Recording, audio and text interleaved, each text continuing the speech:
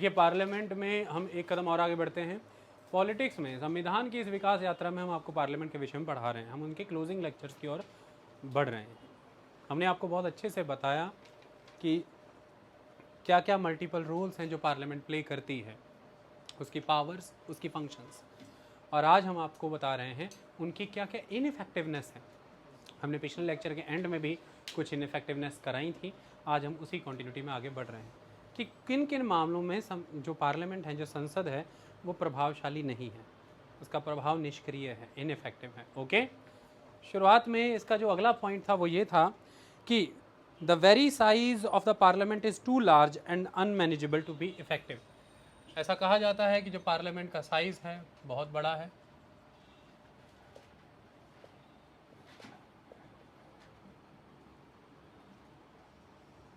And unmanageable to be effective. क्यों कहा जाता है, ये पॉइंट का मतलब क्या है? देखिए, एक आरोप हमारी पार्लियामेंट पर ये लगता है कि 1971 के सेंसस के बेसिस पर हमने पार्लियामेंट की स्ट्रेंथ को लिमिट किया हुआ है। यानी कि अगर आज की डेट में आप पार्लियामेंट को देखें तो देश की जो जनसंख्या 1971 में थी उसके आधार पर ही हमारे जो राज्य हैं उन राज्यों को एलोकेशन ऑफ सीट्स मिलता है पार्लियामेंट के अंदर। तो पार्लियामेंट की टोटल सीट्स उस समय में देश की जनसंख्या जितनी रही होगी 1971 में उसके इर्द गिर्द ही घूमती हैं। जैसे कि अगर 550 के अराउंड हम सीट्स देखते हैं पार्लियामेंट में, लोकसभा के अंदर, तो उस समय की कुछ 1971 के अराउंड भारत की लगभग जनसंख्या भी 56-57 करोड़ के अराउंड रही होगी, 56-57 करोड़ के अराउंड रही होगी। तो एक तरफ तो आरोप ये है कि तब से लेकर के अब तक आज कितने साल बीत चुके, देखिए 50 साल बीत चुके। 50 बरस के अंदर जनसंख्या का स्तर कहाँ से कहाँ जा चुका। 1971 से आज आप 2021 में खड़े हैं, 5 डिकेड्स, 5 सेंसस कंडक्ट हो चुके। तो ऐसे में नई बढ़ी हुई जनसंख्या स्तर आज आप भारत की जनसंख्या देखें लगभग 131 करोड़ के अराउंड खड़ी है, और आपने पार्लियामेंट की सीट्स फ्रीज की हुई हैं लगभग 56 करोड़ की जनसंख्या का प्रतिनिधित्व देने वाले नेताओं के इर्द गिर्द। तो आज जनसंख्या 131 करोड़ के अराउंड है। मतलब कि ये जो उस समय के बाद से लेकर के अब तक की लगभग 60 से 70 करोड़ की बढ़ी हुई जनसंख्या है, इसका एक न्यू रिप्रेजेंटेशन कहाँ है? That is very important question. तब 56 करोड़ जनसंख्या 550 लोग उन्हें रिप्रेजेंट कर रहे हैं। आज 131 करोड़ जनसंख्या, ऑलमोस्ट उस 56 करोड़ को जो आपने रिप्रेजेंटेटिव दिए उससे भी सवा गुना आगे जा चुके हैं अनरिप्रेजेंटेड मैनर में। तो एक तो आरोप ये लगता है, लेकिन दूसरी तरफ आरोप ये भी लगता है कि साइज़ पार्लियामेंट का बहुत बड़ा है, एक इफ़ेक्टिव पार्लियामेंट के तौर पर वो काम करे, उसलिए इतने बड़ा साइज़ अनमैनेजेबल है। वो कैसे लगता है? वो इस तरह से लगता है कि ऑलवेज़ एक कंसेप्ट को प्रमोट किया जाता है कि अगर किसी भी गवर्नमेंट को इफ़ेक्टिव बनाना है, पॉलिसी फॉर्मुलेशन को फास्ट पेस करना है, पॉलिसी को इफ़ेक्टिव बनाना है, तो फिर हमें गवर्नमेंट का साइज़ बहुत छोटा रखना चाहिए, पावर फ्यू हैंड्स में कंसंट्रेट करनी चाहिए। तो कंसंट्रेशन ऑफ पावर का कंसेप्ट इससे बढ़ता है, डिसेंट्रलाइजेशन ऑफ द पावर का कंसेप्ट इससे बिगड़ता है। जो शक्तियाँ हैं उसका विकेंद्रीकरण ना करें, उसका केंद्रीकरण करें, फ्यू हैंड्स तक पावर को कंसंट्रेट करें, रिस्पॉन्सिबिलिटीज़ को कंसंट्रेट करें, तो चीज़ें जल्दी होंगी क्योंकि डिसीजन मेकिंग फास्ट होगी। ज़्यादा लोगों को अगर आप साथ लेकर के चलना चाहेंगे तो नेचुरल सी बात है कि डाइवर्सिटी ऑफ ओपिनियंस कई तरह के ऑब्स्ट्रक्शंस क्रिएट करेंगे। ऐसे में डिसीजन मेकिंग तक पहुंचने में आपको समय लग सकता है, और ऐसे में जिस कंट्री में सब कुछ एक वेल डेलिब्रेटेड मैनर में डिसीजन मेकिंग होनी चाहिए, क्योंकि हमने पार्लियामेंट्री फॉर्म ऑफ गवर्नमेंट अपनाई है और उसके ऊपर भी हमने लोकतंत्र अपनाया है, डेमोक्रेसी अपनाई है, जिसमें कि पार्लियामेंट है ही एक ऐसा इंस्टीट्यूशन जिसका काम है डेलिब्रेशंस करना, वो हाईएस्ट बॉडी फॉर डेलिब्रेशन है, और हमने लोकतंत्र की स्थापना करनी है। तो उसके लिए हमें ज़्यादा से ज़्यादा ओपिनियंस को वेलकम करना है ताकि डाइवर्सिटी को हम चेरिश कर सकें। तो ऐसे में डिसीजन मेकिंग होने में बहुत समय लग जाता है, क्योंकि आपने देखा कानून पास कराने में बहुत समय लग जाता है संसद के अंदर, और बहुत से अवरुद्ध पैदा होते हैं। क्वेश्चन आवर्स की चाहे आप डिस्कशंस देख लें तो उसमें हाउस ऑलमोस्ट एडजर्न ही चल रहा है लंबे समय से, फिर 0 आवर के दौरान भी ऐसी चीज़ें हो जाती हैं। संसद में होने वाले हंगामे, संसद में होने वाले आपत्तियाँ, संसद में होने वाले वॉकआउट्स एक तरह से देश के सामने ये छवि बनाते हैं और संसद को समझने वाले उन क्रिटिक्स के सामने भी ये इमेज बनाते हैं कि संसद शायद अपना रियल पर्पस सर्व नहीं कर रही। डिसीजन मेकिंग एक इम्पॉर्टेंट आस्पेक्ट था जो कि वेल डेलिब्रेटेड सेंस में होना चाहिए था, वो नहीं हो पा रहा है। संसद सिंपली पॉलिटिकली वर्क कर रही है। सभी पॉलिटिकल पार्टीज़ अपने पॉलिटिकल ओपिनियन के लिए एक प्लेटफॉर्म की तरह संसद को यूज़ कर रहे हैं और सिंपली अपने पॉलिटिकल कंडक्ट्स, अपने पॉलिटिकल वेस्टेड इंटरेस्ट की वजह से जो जनहित में, देश हित में जो नीतियां हैं, जो कानून हैं, उनको ऑब्स्ट्रक्ट कर रहे हैं। चाहे उन कानून में मेरिट हों, चाहे उन कानून में देश को सर्व करने की जो क्लॉजेज़ हैं, कैपेबिलिटी हों, फिर भी आपको उसे ऑब्स्ट्रक्ट करना है क्योंकि आप अपोजिशन से हैं और जो पार्टी उस कानून को लाई है, जो सरकार है, आप उसकी आइडियोलॉजी से मतभेद रखते हैं। तो पार्लियामेंट एक बहुत इम्पॉर्टेंट टूल है पॉलिटिक्स का, एक बहुत इम्पॉर्टेंट इंस्टीट्यूशन है, बट पार्लियामेंट एक प्लेटफॉर्म नहीं है जहाँ पर पॉलिटिकल पार्टीज़ अपनी पर्सनल आइडियोलॉजीज़ को इस लेवल पर एक्सप्रेस करें कि जो जनहित में काम होने हैं, जो देश हित में काम होने हैं, वो रुकने लग जाएं। इसलिए फिर कहा जाता है कि जो इसका जो साइज़ है वो बहुत बड़ा है। 550 मेंबर की, यानी कि लगभग 545 मेंबर्स की एक लोकसभा, फिर 245 मेंबर की एक राज्यसभा, टोटल 790 सदस्यों की एक संस्था, जिसमें सब लोगों को सहमत करना और मेजॉरिटी से कानून पास करना ये बहुत बार मुमकिन नहीं भी हो पाता। लोकसभा में हो भी जाए तो राज्यसभा में ये परेशानी क्रिएट करता है। लोकसभा में भी ये तब सुगम होता है जब एक पार्टी की या एक प्री पोल अलायंस जो है उसकी मेजॉरिटी हो। कई बार चुनाव होने के बाद किसी को भी मेजॉरिटी नहीं मिलती और फिर अलायंसेस बनाने पड़ते हैं। ऐसे में हर पॉलिटिकल पार्टी जो उस अलायंस बनाने में अपना कंट्रीब्यूशन देती है, वो अपने क्षेत्र के, अपनी कम्युनिटी के वेस्टेड इंटरेस्ट को प्रमोट करने के लिए बहुत बार नेशनल इंटरेस्ट के इश्यूज़ को हैम्पर कर देते हैं, उन्हें रोक देते हैं। जैसे सोच समझ करके देखिए, यहाँ पर ये बात नहीं होगी कि ये लॉज आना नेशनल इंटरेस्ट में था या इसके खिलाफ था। एक एग्जांपल के तौर पर देता हूँ। मान लीजिए कि अकाली दल की अगर इतनी का सीट्स होती एनडीए के अंदर कि बीजेपी अकाली दल के बिना चुनाव मेजॉरिटी नहीं प्राप्त कर पा रही होती, तो फिर इन फार्म लॉज के मामले पे अकाली दल एक बहुत ही इफ़ेक्टिव ऑब्स्ट्रक्शन प्रोड्यूस कर सकता था एनडीए के सामने, नेशनल डेमोक्रेटिक अलायंस के सामने, जो कि अलायंस इन्हीं सभी पार्टियों से बना। तो फिर अकाली दल की उस बात को बीजेपी को ज़रूर एकोमोडेट करना पड़ता, लेकिन अकाली दल के पास यहाँ पर इतना संख्या बल नहीं था, इसलिए उनके मंत्री के द्वारा रेजिग्नेशन भी दिया गया। अकाली दल ने खुद को एनडीए से अलग भी किया, बीजेपी की सेहत पर असर नहीं पड़ा, तो वो चलती चली गई। तो कुल मिलाकर के ऐसा कहा जाता है कि कोलिशन पॉलिटिक्स के दौर में अगर बहुत सारी रीजनल पार्टीज़ एक बड़ी पार्टी को समर्थन कर रही हो, जिसमें बड़ी पार्टी के पास क्लियर कट मेजॉरिटी की कोई सिनेरियो ना हो, ऐसे में क्षेत्रीय विचार, क्षेत्रीय आइडियोलॉजीज़, क्षेत्रीय कानून, क्षेत्रीय डिमांड्स ज़्यादा प्रभावी हो जाती हैं राष्ट्रीय स्तर पर होने वाले कामों के मुकाबले। और ऐसे में फिर वही स्ट्रेंथ जो है पार्लियामेंट की, वो पार्लियामेंट की स्ट्रेंथ बनने की बजाय, यानी कि जो नंबर वाइज स्ट्रेंथ है, वो पार्लियामेंट की फंक्शनिंग की स्ट्रेंथ बनने की बजाय पार्लियामेंट की फंक्शनिंग के अगेंस्ट भी जाने लग जाती है। लेकिन दूसरी तरफ विशेषज्ञ ये भी कहते हैं कि वो जो अलग अलग छोटी छोटी पार्टियां हैं, वो डाइवर्सिटी ऑफ ओपिनियन को दर्शाते हैं और बड़े पार्टी का पर्पज़ ये है कि अगर उसमें मेरिट है, उसके कानून में मेरिट है, तो उन छोटी पार्टियों को ऑन बोर्ड लेकर के आए, एक कंसेंसस रीच करे और कानून को पास कराए। लेकिन यह भी फिर उसी कंडीशन में हो सकता है जिस कंडीशन को हमें इस तरह से क्रिएट करना है कि वो छोटी पार्टियां पॉलिटिकली मोटिवेटेड होकर काम ना करें, वो भी सही मायने में देश के हित को, जनता के हित को ध्यान में रखते हुए ही मेरिट को समझें। आपके सामने लाख मेरिट रख दी जाएं, लेकिन आपका वेस्टेड इंटरेस्ट ही कुछ और है, तो आप उन मेरिट्स को कभी भी एक्नॉलेज नहीं करेंगे। आई बात समझ में? इस बेस पर यह आरोप रहता है कि बहुत बार संसद कार्रवाइयाँ नहीं कर पाती। सरकार को इसका लाभ कई बार इस वे में मिल जाता है कि सरकार ऑर्डिनेंस का रास्ता पकड़ती है, और सरकार जब ऑर्डिनेंस का रास्ता पकड़ती है तो फिर पार्लियामेंट यहाँ पर इनफेक्टिव नज़र आती है। पार्लियामेंट की इफ़ेक्टिवनेस इस बात में थी कि पार्लियामेंट ने अपने सेशन के दौरान जितनी भी सिटिंग्स थी वो कितनी रेगुलरली की। हर सिटिंग के दौरान जो भी मीटिंग हुई, वो मीटिंग कितनी इफ़ेक्टिवली हुई। जो भी बिल्स वहाँ पर पेश किए गए, उसमें कितनी हेल्दी और इफ़ेक्टिव वे में डिस्कशन हुई, वोटिंग हुई। पार्लियामेंट की इफ़ेक्टिवनेस इस बात से पता लगती है।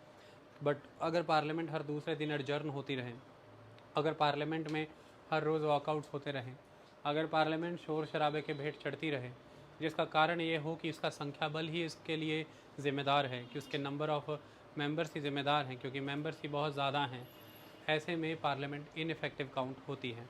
और पार्लियामेंट यहाँ पर इनफेक्टिव इसलिए भी काउंट हो जाती है कि फिर सेंट्रल गवर्नमेंट को पार्लियामेंट को बाईपास करने का तरीका मिलता है, क्योंकि सेंट्रल गवर्नमेंट यहाँ पर कैपेबल है ऑर्डिनेंस लाने के नाम पर। और ये भी देश के लिए एक तरह का देश के साथ धोखा ही हो जाता है, क्योंकि हम पार्लियामेंट्री फॉर्म ऑफ गवर्नमेंट में विश्वास रखते हैं, ऑर्डिनेंस फॉर्म ऑफ गवर्नमेंट में नहीं। अध्यादेश की सरकारें नहीं होती, सरकारें कानून की होती हैं, और कानून संसदीय प्रणाली से गुजर कर ही बनना चाहता। संसद मात्र एक बिल्डिंग नहीं है, संसद एक संस्था है, इंस्टीट्यूशन है। जो संस्था एक प्रणाली को जन्म देती है, यानी कि एक प्रोसीजर को और एक सिस्टम को जन्म देती है, जिसे हम संसदीय प्रणाली कहते हैं। यदि उस संसदीय प्रणाली को हमने बाईपास किया अध्यादेश नाम के एक टूल के ज़रिए, तो ये भी लोकतंत्र की हत्या ही होती है। ध्यान से समझें, हमें जब भी कार्य करना है, कार्य संसद के भीतर हो या संसद के बाहर हो, हमें इस बात का ध्यान रखना है कि वो जो संसद नाम की एक बिल्डिंग है, काम उसके अंदर हुआ या बाहर हुआ यह महत्वपूर्ण नहीं है। कार्य वह महत्वपूर्ण है जो संसदीय प्रणाली से हुआ। अब वो कार्य पार्टी के अंदर हो, जैसे बीजेपी पार्टी के अंदर या कांग्रेस पार्टी के अंदर कांग्रेस पार्टी का नेता चुनना है या बीजेपी पार्टी का नेता चुनना है, नेता चुने जाने की प्रक्रिया संसदीय होनी चाहिए, यानी कि पार्लियामेंटेरियन टाइप होनी चाहिए। इसलिए आप देखेंगे तो बीजेपी पार्लियामेंट्री कमेटी होती है अपनी, कांग्रेस की भी अपनी कमेटी होती है। इसी तरह से अगर प्राइम मिनिस्ट्रियल ऑफिस पीएमओ के अंदर, कैबिनेट के अंदर या काउंसिल ऑफ मिनिस्टर के अंदर कोई डिसीजन मेकिंग हो रही है, वहाँ पर भी संसदीय प्रणाली का इस्तेमाल करें। तो देश एक प्रणाली से चलता है, वो प्रणाली संसदीय है, वो एक बिल्डिंग से नहीं चलता जो बिल्डिंग संसद नाम की जगह पर है। जब संसद पर अटैक किया गया था, उस ज़माने में ये था कि उसके अंदर बैठे हुए जो लोग हैं सांसद, उन पर हमला हुआ। मुद्दा यहाँ पर यह था कि ये लार्जर एस्पेक्ट इसलिए था क्योंकि देश की एक संस्था है संसद, हमला उस पर हुआ है, और देश की एक प्रणाली है संसदीय प्रणाली, हमला उस पर हुआ है। संसदीय प्रणाली पर हमें विचार करना है। तो अगर संसदीय प्रणाली की हम बात करें, तो अगर हम अध्यादेश के ज़रिए चीज़ें करते हैं तो उस संसदीय प्रणाली को हम बाईपास करते हैं। और ये हम इसलिए कर पाते हैं कि हम देश की जनता के सामने ये कह पाते हैं कि संसद अपना पर्पस सर्व नहीं कर रही, वो इनफेक्टिव है, क्योंकि हमें कानून लाने का अवसर ही नहीं दिया जा रहा, हमारी बात सुनी ही नहीं जा रही है। सत्ता पक्ष ये कहता है और विपक्ष ये कहता है कि हमारा विरोध लिया ही नहीं जा रहा, हमारी बात समझी ही नहीं जा रही। इस तरह से फिर पार्लियामेंट इनफेक्टिव हो जाती है और आप उसके टेलीकास्ट को देखना भी पसंद नहीं करते, और आप ये कहते हैं कि एक यूज़लेस बॉडी है, इसमें तो सिर्फ नेता आते हैं, बहसते हैं, लड़ते हैं और चले जाते हैं। तो कारण कई बार संख्या बल हो जाता है। ओके, आपने अंतर समझा? प्लीज़ इस विंडो को ओपन करिए।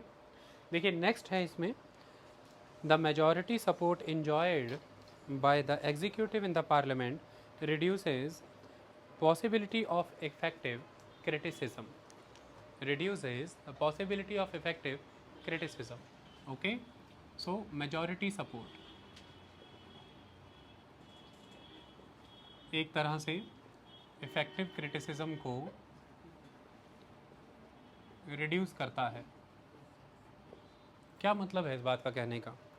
देखिए, जब आप संसदीय प्रणाली की बात करेंगे तो उसमें सबसे बड़ा जो मेन एस्पेक्ट ये है कि संसदीय प्रणाली के तहत संसद 3 तरह की मुख्य भूमिका निभा रहा है।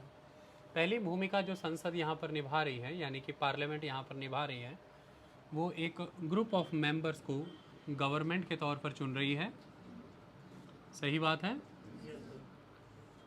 यानी कि एग्जीक्यूटिव के तौर पर, जिसे मैं सरकार कहता हूँ, आप भी कहते हैं, और टेक्निकल लैंग्वेज में काउंसिल ऑफ मिनिस्टर, यानी कि मंत्री परिषद, और मेन मंत्री और प्रधानमंत्रियों से मिलकर के मंत्रिमंडल, यानी कि कैबिनेट। तो ये एग्जीक्यूटिव हुई, कार्यकारिणी यानी कि कार्यपालिका। तो कुल मिलाकर के ये कहा जाता है संसद का एक काम ये है। दूसरा, संसद ही इसे सपोर्ट करती है, यानी कि सस्टेन करती है, क्योंकि जब तक इस एग्जीक्यूटिव को संसद में, यानी कि लोकसभा के अंदर, राज्यसभा की बात नहीं कर रहा, लोकसभा का कॉन्फिडेंस प्राप्त है, लोकसभा के मेंबर्स में से मेजॉरिटी मेंबर की सपोर्ट प्राप्त है, तभी तक ये एग्जीक्यूटिव कंटिन्यू करती है, तो सस्टेन करती है। और फिर संसद ही इस सरकार का डिक्लाइन भी करा देती है, ख़त्म करा देती है। जब भी एग्जीक्यूटिव को कॉन्फिडेंस नहीं प्राप्त रहता लोकसभा के मेजॉरिटी सदस्यों का, वो ख़त्म हो जाती है। तो संसद मुख्यतः यह कार्य अपने संपन्न करती है। तो यहाँ पर मेन धुर्री ही, मेन जो एस्पेक्ट है वो यही है, मेजॉरिटी। यानी कि जिन ग्रुप ऑफ मेंबर्स को आपने एग्जीक्यूटिव के तौर पर चुना है, सरकार के तौर पर चुना है, वो जो ग्रुप ऑफ मेंबरान हैं वो उस लोकसभा की मेजॉरिटी सपोर्ट होल्ड करते हैं। लोकसभा की मेजॉरिटी सपोर्ट को वो होल्ड करते हैं, लोकसभा की मेजॉरिटी के कॉन्फिडेंस को वो होल्ड करते हैं। संसदीय प्रणाली यह कहती है, तभी आप सरकार बना सकते हैं। तो ये तो हमने खुद ही सैंक्शन किया है कंसेप्ट। लेकिन कई बारी जो एग्जीक्यूटिव को ये मेजॉरिटी सपोर्ट मिली है, ये ऑपोजिशन के द्वारा प्रेजेंट किए जाने वाले क्रिटिसिज्म, जिसको कि हमने इफेक्टिव क्रिटिसिज्म कहा है, उसके स्कोप को घटाती है। उसका कारण ये रह जाता है कि जैसे इस समय में देखा जाए मौजूदा दौर में, तो जो बीजेपी है उसकी अकेले की ही सीट काफ़ी हैं, लेकिन अगर उसके घटक दलों को यानी कि उसके अलाइड ग्रुप्स को भी उसमें जोड़ दिया जाए तो एनडीए के पास बहुत ज़बरदस्त संख्या बल है। लगभग 330 से 340 के अराउंड उनके पास संख्या बल है। ऐसे में 545 के हाउस में अगर आपके पास ही 325 के अराउंड सीट्स रहेंगी, और हाउस कितना है, लगभग 545 का, जिसमें से ऑलवेज तो कोई अवेलेबल रहता भी नहीं है। मान लीजिए कि अगर 450 500 ही लोग आए हैं, 500 भी लोग आए हैं, तो 325 के अराउंड तो अकेले आप ही के हैं, यानी कि एग्जीक्यूटिव के हैं, रूलिंग पार्टी के हैं। तो बाकी के जो लोग हैं, ऐसा कहा जा सकता है कि गवर्नमेंट की सपोर्ट इतनी ओवरवेलमिंग है उस हाउस में कि बाकी के लोगों की जो वॉइस है वो उतनी सुनी नहीं जाती, या उनका क्रिटिसिज्म को उतना स्पेस या उतना टाइम नहीं मिलता, क्योंकि सेम पार्टी से ही बिलोंग करने वाले एमपीज़ को भी टाइम देना ज़रूरी है। वो एमपीज़ भी अपनी बात रखेंगे, और हाउस में जब उसी पार्टी से बिलोंग करने वाले इतने ज़्यादा नंबर में एमपीज़ होंगे तो फिर नेचुरली अपोजिट पार्टी के एमपीज़ का समय उसी तरह रिड्यूस हो जाएगा, क्योंकि वो नंबर में भी कम है। आई बात समझ में? वो नंबर में कम है, यानी कि विपक्ष की आवाज़ें कम हैं, क्योंकि उनके मुंह कम हैं। मुंह इसलिए कम है कि उनके मेंबर कम हैं। जितनी भी आवाज़ें वहाँ बैठी हैं, उनमें से अधिकतर आवाज़ें सत्ता पक्ष की पार्टी की हैं, विपक्ष की आवाज़ें कम हैं, स्वर कम हैं। तो इसलिए कहा जाता है कि फिर वो क्रिटिसिज्म इफ़ेक्टिवली नहीं आ पाता, क्योंकि ब्रूट मेजॉरिटी होती है। लेकिन ये एक इनफेक्टिवनेस तो है, लेकिन मैं इसे उतना बड़ा इनफेक्टिवनेस नहीं मानता। यहाँ पर भी आप इसे कोर टेक्निकल प्रोसेस के साथ डील कर रहे हैं। अब ज़रा यहाँ पर इसे सही ढंग से देखने की आवश्यकता है। अब मैं आपसे बात करता हूँ। देखिए, देश में एक लोकसभा है जिसके 545 सदस्य हैं। उस लोकसभा का अपना एक सेक्रेटरीट है, ये एक बात। इसके अलावा अगर आप देखें तो पूरे देश भर में इतना बड़ा प्रशासन है, पूरी कंट्री भर की एडमिनिस्ट्रेशन है, जिसमें लाखों करोड़ों की तादाद में लोग काम कर रहे हैं। सिंपली अगर एक अखबार में लगा हुआ एक आर्टिकल, जो कि एक सिंगल पर्सन के द्वारा लगाया गया था, अगर वो देश की सरकार को प्रभावित कर सकता है, देश के लोगों के विचारों को प्रभावित कर सकता है, तो फिर संसद में विपक्ष के पास अगर 100 सीट्स भी हैं तो मुझे लगता है कि उनकी वॉइस बहुत इफ़ेक्टिव है। क्रिटिसिज्म इफ़ेक्टिव होने के लिए ये ज़रूरी नहीं होता है कि आप नंबर में कितने हैं। क्रिटिसिज्म इफ़ेक्टिव होने के लिए ये ज़रूरी होता है कि आपका दृष्टिकोण कितना सार्थक है, आपका जो विज़न है, आपका जो ओपिनियन है, और आपका जो सब्जेक्ट मैटर है, और आपका जो इशू है, वो कितना रेलेवेंट है टू द सोसाइटी, वो कितना रेलेवेंट है to the growth of the nation, वो कितना रेलेवेंट है to the upliftment of the deprived section. इस बात पर निर्भर करता है कि क्रिटिसिज्म इफ़ेक्टिव है या नहीं है। अगर आपका सब्जेक्ट मैटर बहुत स्ट्रॉन्ग है, अगर आपने सरकार की कमियां उजागर करने के लिए तथ्यों के आधार पर सभी डाटा, स्टैटिस्टिक्स और कंसेप्ट्स के बेसिस पर कोट किया है, अगर आपने इशू रेलेवेंट उठाया है, सब्जेक्ट मैटर उसी के चॉइस में चुना गया है, अगर आपने उसे निष्पक्ष भावना से प्रस्तुत किया है, बिना अपनी पार्टी का पॉलिटिकल एजेंडा परस्यू करने के तौर पर आपने उसे जेन्युइनली नेशनल इंटरेस्ट में ही उठाया है, तो क्रिटिसिज्म इफ़ेक्टिव ना हो मैं ये मान ही नहीं सकता। ये एक इम्पॉर्टेंट आस्पेक्ट है, क्योंकि आपके सामने है, ये देश है जिस देश के सामने हर रोज़ चीज़ें वायरल होती हैं, हर रोज़ चीज़ें उभर करके आती हैं, हर रोज़ आप आर्टिकल पढ़ते हैं, उनमें लेख पढ़ते हैं, हर रोज़ कोर्ट के एक सिंगल जज बेंच की डिसीजन महत्वपूर्ण हो जाता है अगर इशू रेलेवेंट है, अगर मुद्दा सही है। अगर 3 जजेस या 5 जजेस के बेंच का विचार देश के सामने इतनी सार्थकता से पहुंचता है, तो 100 मेंबर पार्लियामेंटेरियंस का क्रिटिसिज्म इफ़ेक्टिव ना हो, मैं ये नहीं मान सकता। वो बहुत इफ़ेक्टिव होता है। मुद्दा ये है कि मेंबर पार्लियामेंट्स की क्वालिटी क्या है। मुद्दा ये है कि जो मेंबर पार्लियामेंट आज हमने विपक्ष में बैठाए हैं, उनकी स्टडी का लेवल क्या है। स्टडी का मतलब यहाँ से कभी भी उनकी एजुकेशन क्वालिफ़िकेशन नहीं है। स्टडी ये है कि अगर वो मेंबर पार्लियामेंट पशुओं की देखरेख में इंटरेस्ट रखते हैं और वो मेंबर पार्लियामेंट देश के एनिमल हस्बेंड्री मिनिस्टर से सवाल कर रहे हैं, तो उनका पशुओं की देखरेख में स्टडी का लेवल क्या है, यानी कि वो कितने सरोकार रखते हैं पशुओं के जीवन से, उनकी बीमारियों से, उन बीमारियों के अंग्रेजी और देसी इलाज के ज़रिए किए गए निवारण से, और उनके दुग्ध और बाकी माल ढुलाई की क्षमता को बढ़ाने को लेकर के उनकी स्टडी क्या कहती है, उनका ज्ञान क्या कहता है। इस बात पर आधारित है कि वो एनिमल हस्बेंड्री मिनिस्टर को क्या क्रिटिसिज्म कितनी इफेक्टिवली कर पाएंगे। अगर वो सिर्फ़ और सिर्फ अपने क्षेत्र के लोगों को संतुष्ट करने के लिए एक प्रश्न पूछना चाहते हैं, अगर वो सिर्फ़ और सिर्फ अपनी शक्ल लोकसभा टीवी, राज्यसभा टीवी पर लाने के लिए एक प्रश्न पूछना चाहते हैं, अगर वो सिर्फ़ और सिर्फ मंत्री जी के नोटिस में आने के लिए उनसे प्रश्न पूछना चाहते हैं, या मेंबर सदस्य सभा सदस्यों की नज़र में आने के लिए, इसकी कोई उपयोगिता नहीं होगी। ये क्रिटिसिज्म होगा ही नहीं, इसे क्रिटिसिज्म कहना भी बेकार है।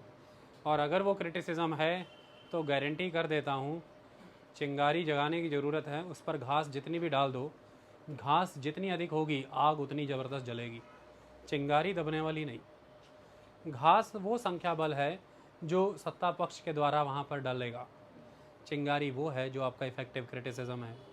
जितना ज़्यादा संख्या बल आपकी उस चिंगारी को दबाएगा, घास की जली हुई आग उतना बड़ा भवंडर बन के उभरेगी। आई बात समझ में?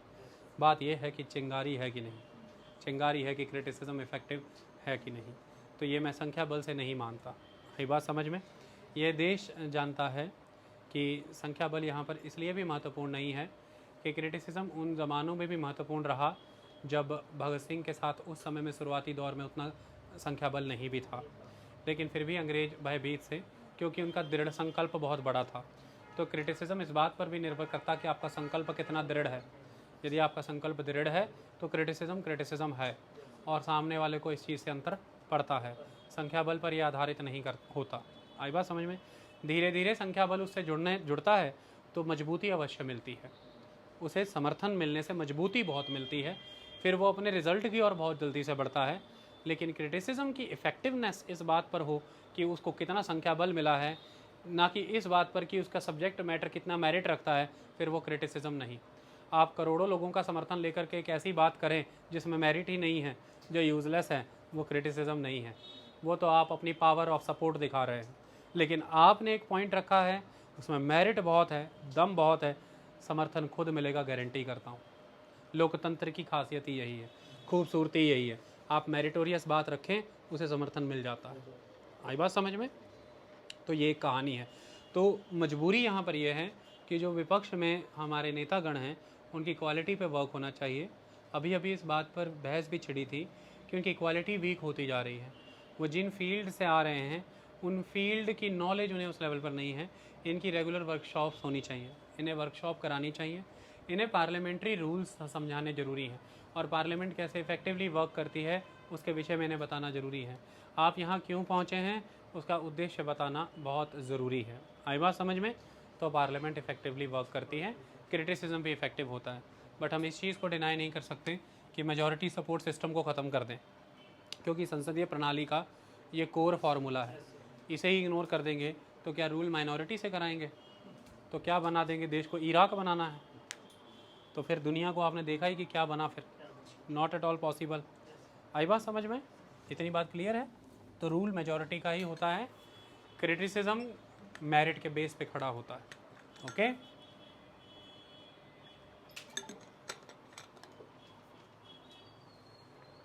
अगला है point, that is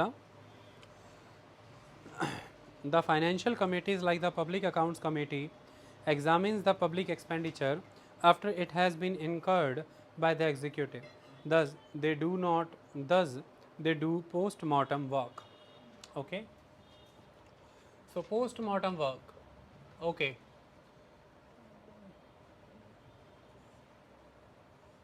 by the accountable committees और by the accountable tools. यानी कि ये कहा जा रहा है कि जो कमेटीज़ हैं पार्लियामेंट की, वो जो भी अपना काम करती हैं, जब एक लेवल पर पैसा खर्च हो जाता है, जैसे मैंने उस दिन भी बताया था कि पब्लिक अकाउंट्स कमेटी के द्वारा फिर उस चीज़ को नत्थी किया जाता है, यानी कि अटेस्ट किया जाता है कि हाँ इनका पैसा एक्सेस में लगा या नहीं लगा। तो एक तरह से जो भी ये अपनी रिपोर्ट्स प्रेजेंट करती हैं, जो भी ये काम करती हैं, वो जब खर्चे हो जाते हैं अलग अलग महकमे के द्वारा, मिनिस्ट्री के द्वारा, तो उसके बाद ये अपनी रिपोर्ट्स प्रेजेंट करती हैं। तो एक तरह से ये सिर्फ पोस्टमार्टम वर्क है, इसका कोई इफ़ेक्टिव कंट्रोल नहीं है। चलिए अब मैं आपको कुछ चीज़ें और समझाता हूँ, ध्यान से समझिए। देखिए, देश में एक सत्य है। सत्य क्या है? सत्य है कि आप संसदीय प्रणाली हैं, और उसका एक बड़ा सत्य ये है कि गवर्नमेंट है। गवर्नमेंट मैं यहाँ पर कह रहा हूँ सरकार, एग्जीक्यूटिव को। इसके ऊपर आप रेगुलेटर नहीं बैठा सकते, लोकतंत्र खत्म हो जाएगा, लोकतंत्र की हत्या हो जाएगी। हर बार सुप्रीम कोर्ट और हाई कोर्ट का क्रिटिसिज्म सुप्रीम कोर्ट और हाई कोर्ट के जजेस ही करते हैं, इस आधार पर कि हाई कोर्ट और सुप्रीम कोर्ट इलेक्टेड गवर्नमेंट के रेगुलेटर ना बने, उसे चैम्बर में बैठ के रेगुलेट ना करें, हर रोज़ सेक्रेटरीज़ को तलब करके, हर रोज़ मिनिस्टर्स को तलब करके उनसे जवाब सवाल ना करें कि आपका मंत्रालय क्या क्या काम कर रहा है। You can not become regulator of the elected government. अगर हम ऑलरेडी जनता के द्वारा एक चुनी हुई सरकार पर एक और रेगुलेटर बैठाते हैं, मैं आपसे पूछता हूँ, क्या ये संसदीय प्रणाली के तहत चुनी गई लोकतांत्रिक सरकार होगी? नहीं होगी। ये रेगुलेटर कौन होंगे फिर? ये कौन चुनेगा? ये किन के द्वारा आएंगे? फिर ये government via Lok Sabha to the masses of the country responsible और अकाउंटेबल होगी या टू द रेगुलेटर? ये गवर्नमेंट तो रेगुलेटर के प्रति आंसरेबल हो जाएगी। ये और रेगुलेटर को प्लीज़ करना तो बड़ा आसान है, देश की जनता के प्रति जवाबदेह होना और फ्यू नंबर ऑफ रेगुलेटर्स को कंट्रोल करना, तो it is very easy, it is far easy. इसलिए हमारी संसदीय प्रणाली के तहत जो कमेटियां बनाई जाती हैं, उनको इतने अधिकार नहीं दिए कि सरकार को पूरा कंट्रोल ही कर लें, इतने अधिकार दिए हैं कि जनता को और सशक्त करो। मेरी लाइन याद रखना, जनता को और सशक्त करो। So my question to the critic is, जिसने इसे इनइफेक्टिवनेस बताया है, इनइफेक्टिवनेस इस बात में नहीं है कि वो पोस्टमार्टम वर्क करते हैं, इनइफेक्टिवनेस इस बात में है कि पोस्टमार्टम वर्क इफेक्टिवली नहीं करते हैं। मेरा कहना है कि पोस्टमार्टम वर्क इफेक्टिवली नहीं करते, पोस्टमार्टम करते हैं, ये तो उनका मेन काम है, यही तो करना है, क्योंकि इसका पर्पज़ ही जनता को एम्पावर करना है, सशक्त करना है, ताकि जनता और बेहतर वे में सरकार को कंट्रोल करे। जनता और बेहतर, लोकतंत्र में लोक शब्द कभी नहीं भूलना। जनता जनार्दन है ये नहीं भूलना, जनता मालिक है ये नहीं भूलना। जनता कंट्रोल कर रही है सरकार को, कोई और नहीं कर सकता। जनता कंट्रोल करेगी, उसका सबसे बड़ा संस्था बनाई है हमने, संसद। और संसद ये कर पा रही क्योंकि हमने एक प्रणाली स्थापित की है, वो है संसदीय। अगर मैं संस्था बना भी देता संसद नाम की, लेकिन मैं प्रणाली संसदीय ना देता, तो भी संसद यूजलेस होती। पर उस संसद को मैं संस्था के तौर पर काम करने दे रहा हूँ, क्योंकि मैंने संसदीय प्रणाली दी है, पार्लियामेंट्री फॉर्म ऑफ गवर्नमेंट दी है। इसी प्रणाली के तहत फिर जनता हर रोज़ सरकार को कंट्रोल कर रही है। जनता सरकार को कंट्रोल कैसे करेगी? जब जनता well informed, well अवेयर्ड, well awakened होगी। जनता well informed, well अवेयर्ड, well awakened हो, उसके लिए हमने कुछ सिस्टम बनाए हैं। और वो सिस्टम क्या बनाए हैं, ध्यान से देखें। मैं आपसे एक सवाल पूछता हूँ। ए राजा सन 2010 2G स्पेक्ट्रम के मामले में आरोप लगे कि टेलीकॉम मिनिस्टर होने के नाते आपने जो स्पेक्ट्रम बेचा, वो जिस प्रक्रिया से बेचा जाता जो सही थी, तो 1,78,000 करोड़ और अधिक आता। तो एक तरह से आपने जिस प्रक्रिया से 2G स्पेक्ट्रम का ऑक्शन किया, 1,78,000 करोड़ का नुकसान हुआ, वो आपने घोटाला किया। मैं आपसे एक बात पूछता हूँ, कैग विनोद राय हुआ करते थे, controller and auditor general of India, Bharat के महालेखा परीक्षक। इस रिपोर्ट से हुआ तो कुछ नहीं, होना तो कुछ नहीं है, कैग क्या कर लेंगे उसमें? But the CAG can do, not and all. CAG को जांच करके एक रिपोर्ट बना के राष्ट्रपति को देना है, राष्ट्रपति उसे संसद के सदन में रखेगा, पटल पे रखेगा, उस पर संसद डिसाइड करेगी, फिर विजिलेंस कमीशन काम करेगा, फिर सीबीआई काम करेगा, फिर कोर्ट में एफआईआर के वाया कोर्ट में केस चलेगा, court will adjudicate the matter और कोर्ट सुमोटो भी एक्शन ले। पर कैग का इसमें क्या है? कैग को तो यही करना है, कैग का ये करना ही ये था कि कैग ने देश की जनता को सशक्त किया, उनके सामने आंकड़ा रख के कि देखो 1,78,000 करोड़ का इसने घोटाला किया है। तो देश की जनता पूरी हाहाकार मचाने लगी, क्योंकि बीजेपी हाहाकार मचाने लगी क्योंकि वो विपक्ष में थी। तो देश की जनता की आवाज़ मने विपक्ष होता है, और विपक्ष को रिपोर्ट मिल गई कैग विनोद राय की, और उस रिपोर्ट को रख के रोज संसद में कहने लगे हमको जांच करनी है, जॉइंट पार्लियामेंट्री कमेटी बनानी है, जेपीसी जेपीसी जेपीसी। कांग्रेस को घेर लिया, सत्ता पक्ष को घेर लिया विपक्ष ने। एट द एंड ए राजा बर्खास्त हुए, ए राजा गए, बाद में अरेस्ट भी हुए, जेल भी गए। कैग ने तो कुछ नहीं किया, रिपोर्ट ने किया, क्योंकि कैग ने उस रिपोर्ट में देश के सामने कुछ ऐसे तथ्य रख दिए जिससे देश की जनता को स्वर मिला, आवाज़ मिली, माने कि विपक्ष को आवाज़ मिली, जो कि देश की जनता की आवाज़ है। समझ आई बात? अब अगर 2 मिनट के लिए मैं सोचूं कि यहाँ पर विपक्ष को ही सत्ता पक्ष का रेगुलेटर बना दो, कंट्रोलर ऑफ द गवर्नमेंट बना लो, तो सत्ता पक्ष तो फिर विपक्ष के साथ सेटिंग कर लेगी विद इन अ मिनट। वो चुप, मैटर दबा, क्या हंगामा कर रहा है, किधर हंगामा मचा रहा था? कैग की रिपोर्ट, मैटर दबा, कितने में सल्टाना है बता, 1,000 करोड़ पहुंच जाएगा, चल सब सांसद का सेटिंग कर ले, कितने सांसद है तेरे पास? 100, सेटिंग कर लेना, देश हो गया फिर बंटादार। तो कैग नाम की कॉन्स्टिट्यूशनल बॉडी बनाई कॉन्स्टिट्यूशन ने, ताकि वो किसी के दबाव में ना रहे देश की जनता को सशक्त करते समय। फिर उसके द्वारा निष्पक्ष जांच होती है, क्योंकि उसका सिक्योरिटी ऑफ टेन्योर, उसकी वर्किंग कंडीशन, उसकी सर्विस कंडीशन सब सिक्योर कर दी, कंसोलिडेटेड फंड ऑफ इंडिया पे सैलरी चार्ज करा दी, ताकि जनता को जागरूक, राजा के खिलाफ जनता को जागरूक कर रहा है कोई आदमी, तो राजा तो करने नहीं देगा, तो उस आदमी को कितना सिक्योर करना पड़ेगा कॉन्स्टिट्यूशन को, कॉन्स्टिट्यूशन ने वो किया।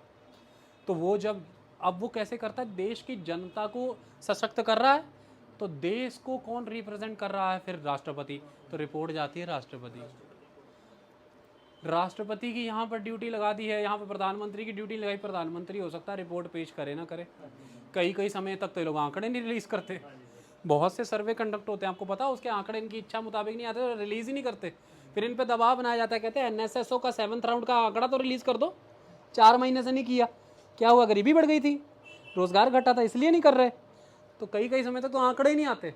तो राष्ट्रपति को इसलिए जिम्मेदारी की, क्योंकि राष्ट्रपति कॉज टू ले द रिपोर्ट, राष्ट्रपति भी वहाँ पे बाउंड है। अब राष्ट्रपति भी काउंसिल ऑफ मिनिस्टर की एड एंड एडवाइस की इवेंट है, वहाँ पे उसको ले करनी ही करनी है, जैसे कि बजट। तो फिर वो उसे रखवा रहा है, फिर संसद में आएगी, विपक्ष के हाथों कहेंगे कॉपी देना हमें भी जरा, उस कॉपी को पढ़ के सत्ता पक्ष को वो घेरेंगे। तो क्या किया आपने? पोस्टमार्टम किया और देश की जनता की आवाज़ को और सशक्त किया। संसदीय प्रणाली में होते ही पोस्टमार्टम है, कंट्रोलर नहीं हो सकता कोई गवर्नमेंट का, वो तो अलोकतांत्रिक हो जाएगी प्रक्रिया, वो तो फिर एक तरह का नेक्सस हो जाएगा, वो तो एक ओलिगार्की सिस्टम बन जाएगा कि कुछ तुम्हारे डाल लेते हैं सरकार में, आओ तुम थोड़े बंदे भेजो अपने सरकार में, मिलजुल करके देश चलाते हैं, मिलजुल के खाएंगे अपन 20-25 घराने। ऐसा तो नहीं चल सकता, फिर तो क्रांतियाँ होंगी बेटा, जैसा जार सिस्टम में होता था, फिर तो रेवोल्यूशन ही होते हैं वहाँ पे। आई बात समझ? यहाँ पे वैसा नहीं चलता।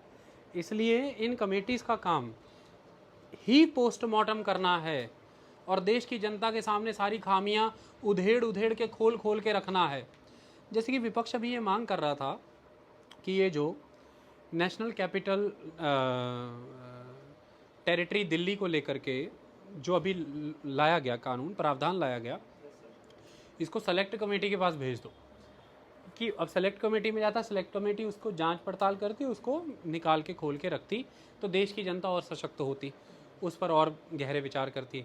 सरकार ने बोला कि जब कोई ये अमेंडमेंट ही नहीं है, जब कुछ इसमें हमने किया ही नहीं है, तो इसको क्या सेलेक्ट कमेटी के पास हो गया, बस लोकसभा राज्यसभा सिंपल वे में पास होना था वो, तो सिंपल मैनर में पास हो गया। और वो कहते कि हमने कुछ किया ही नहीं, हमने लेफ्टिनेंट गवर्नर की पावर बढ़ाई नहीं, और हमने अरविंद केजरीवाल यानी कि जो दिल्ली की सरकार है उसकी पावर घटाई नहीं, हमने तो सिंपली कह दिया कि the government of Delhi is the LG, the government of Delhi is lieutenant governor like all other union territories, Delhi is union territory. वो कहते हैं if Arvind Kejriwal is not well aware about the constitution of India and article 239 AA और the 1991 amendment of the constitution, then we cannot deal with his problem. It is his problem if he is not well aware with the constitution. Delhi is very clearly union territory, it is not the state, and the government of union territory is similar everywhere. It is vested with the administrator of the union territory or the lieutenant governor of the union territory. We are saying the same in the law that the government of Delhi is the LG. Simple, no problem at all. इसमें कोई problem नहीं, हमने clear कर दिया। वो ये कहते हैं अरविंद केजरीवाल फिर यहाँ पे कहते फिर ज़रूरत क्या थी दिल्ली में विधानसभा की।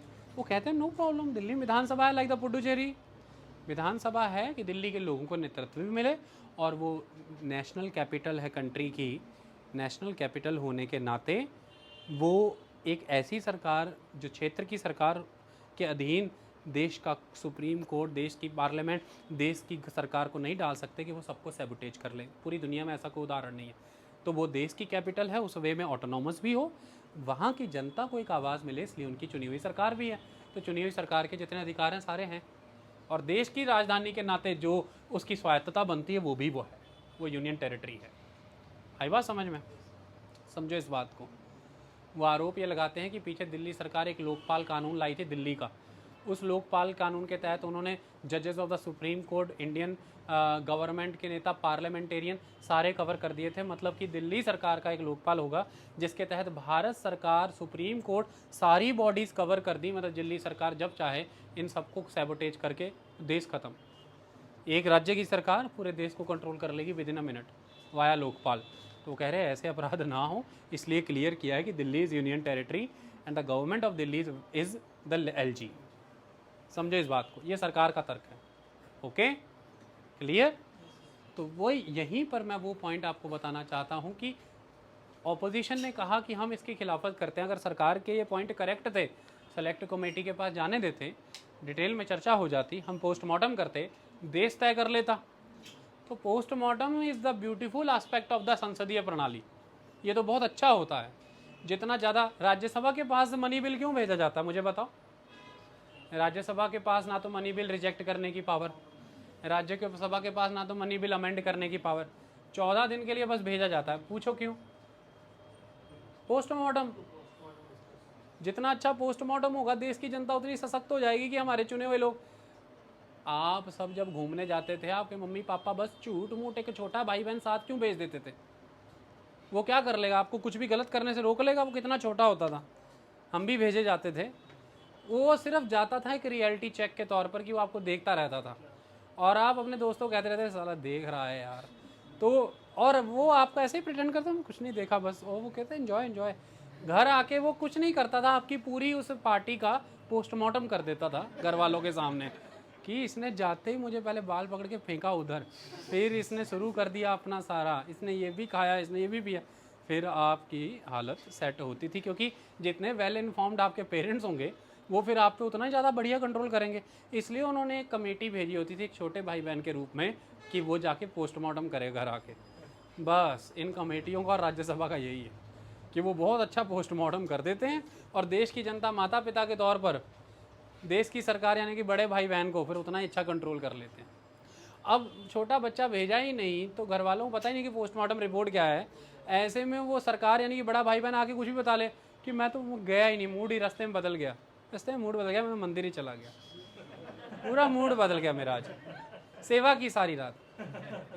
अब घर वाले टेंशन में है कि सच धर के गया, परफ्यूम ला के मंदिरों में सेवा कर रहा था, गुरुद्वारों में। अब अगर देश की जनता गुमराह हो रही है, सरकार कुछ और बता रही है, देश को यकीन नहीं आ रहा, पोस्टमार्टम करने वाले कोई चाहिए कि नहीं?